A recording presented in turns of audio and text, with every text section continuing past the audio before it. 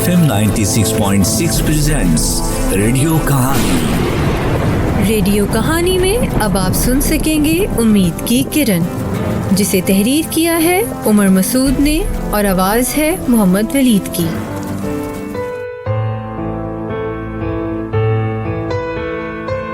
ये कहानी है अल्ताफ़, शमीला और उनके बेटे फुरकान की, जो ऑटिज़म के साथ एक ऐसी दुनिया में रहता है जहाँ अल्फाज कम और खामोशी ज़्यादा है। अल्ताफ़, मैं फुरकान को स्कूल नहीं भेजना चाहती। वो हर रोज़ आंखों में आंसू लिए घर आता है। बच्चे इसका मजाक उड़ाते हैं। शमीला, मैं तुम्हारे दर्द को समझता हूँ, लेकिन अगर हम इसे स्कूल नहीं भेजेंगे तो वो और भी दुनिया से कट जाएगा। शमीला, हमारी गलती है, हमने उसका ख्याल नहीं रखा। लेकिन अब हम अपने बेटे का ख्याल रखेंगे ना। हम अपनी गलतियों को तस्लीम करते हैं। हम फुरकान को आगे बढ़ने का भरपूर मौका देंगे और जहाँ इसे हमारी ज़रूरत होगी हम इसके साथ खड़े होंगे। शमीला की आंखों में परेशानी थी।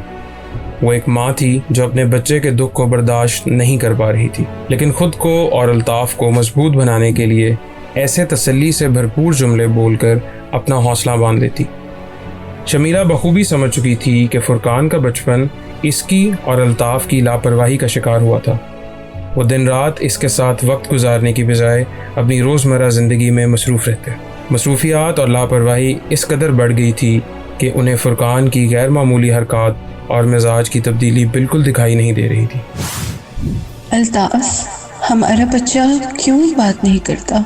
हमारी तरफ क्यों नहीं देखता? बड़ा होगा तो ठीक हो जाएगा, सब बच्चे ऐसे ही होते हैं। लेकिन अल्ताफ़, इसके साथ जो कुछ हो रहा है वो किसी भी माँ के लिए देखना आसान नहीं है। बच्चे इसका मजाक उड़ाते हैं, मेरा दिल फटता है। अगर हम बचपन में ही इसके रवैये को समझ लेते तो आज ये सब ना सहना पड़ता। मैं जानता हूँ शमीला, हमने इसकी आंखों में छुपी पुकार को नज़रअंदाज किया है, मगर अब हम इसके साथ हैं ना। अचानक दरवाजे पर दस्तक होती है। अल्ताफ़ उठकर दरवाज़ा खोलता है। उसका भाई, जो चंद दिन कबल अमेरिका से वापस आया था, वो अंदर दाखिल होता है। अस्सलाम वालेकुम भाई, क्या हाल है? वालेकुम अस्सलाम। हाल क्या होगा यार, बस दिल बहुत बोझल है। नहीं भाई, आप खुद बताएं, हम क्या करें? फुरकान स्कूल में एडजस्ट नहीं हो रहा। डॉक्टर ने कहा है इसे ख़ास तवज्जो चाहिए, लेकिन आपको तो पता है स्कूल्स में। अभी मुझे अंदाज़ा है, हमारे मुआशरे में वालिदैन और असातिज़ा को बच्चों को ये सिखाना चाहिए कि वो स्पेशल चाइल्ड को कमतर ना समझें और उनका मजाक ना बनाएं, बल्कि उनके साथ मोहब्बत और एहतराम वाला सलूक करें। अभी जब मैं न्यूयॉर्क में था, वहाँ मुझे पार्क में एक गैर मामूली मंजर देखने को मिला। वो क्या? पार्क में बच्चे खेल रहे थे और एक बच्चा व्हील चेयर पर बैठा था। वो एक स्पेशल चाइल्ड था।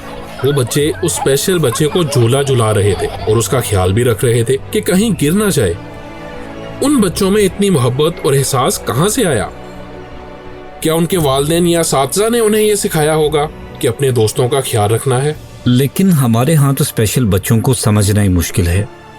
यहाँ मोहब्बत और एहसास की बात कौन करे? आप लोग कल मेरे साथ फुरकान के स्कूल चलें। हम उसके साथीज़ा से भी मिलते हैं ताकि वो फुरकान पर तवज्जो दें। अगले दिन अल्ताफ़ और नईम फुरकान के स्कूल पहुंचते हैं और स्कूल की प्रिंसिपल से मुलाकात करते हैं। मैडम, हम फुरकान के बारे में परेशान हैं। उसकी क्लास के बच्चे उसे बहुत अजीब समझते हैं और उसका मजाक उड़ाते हैं, और हम नहीं चाहते कि वो स्कूल में मज़ीद तज़हीक का शिकार हो। हम इस बात का ख्याल रखेंगे कि फुरकान को अपनी निगरानी में रखें और उसके साथ मोहब्बत और हमदर्दी के साथ पेश आया जाए। हम बच्चों को भी सिखाएंगे कि उसका मजाक ना उड़ाएं और उसकी मदद किया करें। मैडम, बहुत शुक्रिया आपका। अगर ऐसा हो जाए तो फुरकान बहुत जल्द अपनी नॉर्मल लाइफ की तरफ आ जाएगा। कुछ दिन बाद फुरकान को माहिर नफ्सियात के पास ले जाया गया। डॉक्टर ने फुरकान का तिब्बी मुआयना करने के बाद बताया कि फुरकान को थेरेपी और नफ्सियाती इलाज की ज़रूरत है ताकि वो अपने जज्बात को बेहतर तौर पर बयान कर सके और अपनी ज़िंदगी को नॉर्मल बना सके। अल्ताफ़ साहब, आपका बच्चा ऑटिज़म के साथ ज़िंदगी गुजार रहा है। इसे कुछ महीनों तक थेरेपी की ज़रूरत होगी। यह इलाज इसकी समाजी सलाहियतों और जज्बाती बेहतरी के लिए बहुत ज़रूरी है, और आप दोनों को इसके साथ सब्र और मोहब्बत से पेश आना होगा। डॉक्टर साहब, हमने पहले ही बहुत गफलत और लापरवाही दिखाई है, जिसका नतीजा ये हुआ है کہ ہمارا بچہ باقی بچوں کی طرح نارمل زندگی سے بہت دور چلا گیا ہے۔ اس کی زندگی میں اتنی بڑی کمی ہماری غفلت کا ہی نتیجہ ہے۔ الطاف صاحب حوصلہ کریں، ابھی بھی کچھ نہیں بگڑا، آپ کی توجہ اور محبت اسے بہت جلد ٹھیک کر دے گی۔ فرقان کے علاج کو چند مہینے ہونے لگے۔ فرقان کے نفسیاتی علاج کے بعد اب وہ اپنی زندگی میں بہتری محسوس کرنے لگا تھا۔ وہ اب نہ صرف اپنی روزمرہ زندگی کے کاموں کو بہتر طریقے سے انجام دے رہا تھا، بلکہ اب وہ دوسروں کے ساتھ بات کرنے میں بھی بہتر محسوس کرنے لگا تھا۔ الطاف شکر ہے آج فرقان خوشی خوشی اسکول جاتا ہے۔ ہاں شمیلہ، لیکن فرقان کی بیماری نے ہمیں یہ سکھا دیا ہے کہ محبت اور توجہ کے آگے بڑی سے بڑی رکاوٹ بھی مٹی کا ڈھیر بن جاتی ہے۔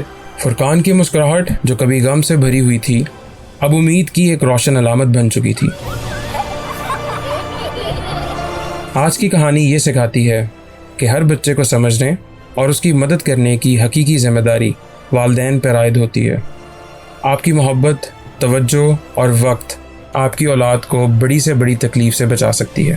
زندگی میں کبھی کبھی غلطیوں کے سائے ہمارا پیچھا کرتے رہتے ہیں، لیکن ان غلطیوں کو تسلیم کر کے درست کرنے کی ہمت ہی اصل امید کی کرن کہلاتی ہے۔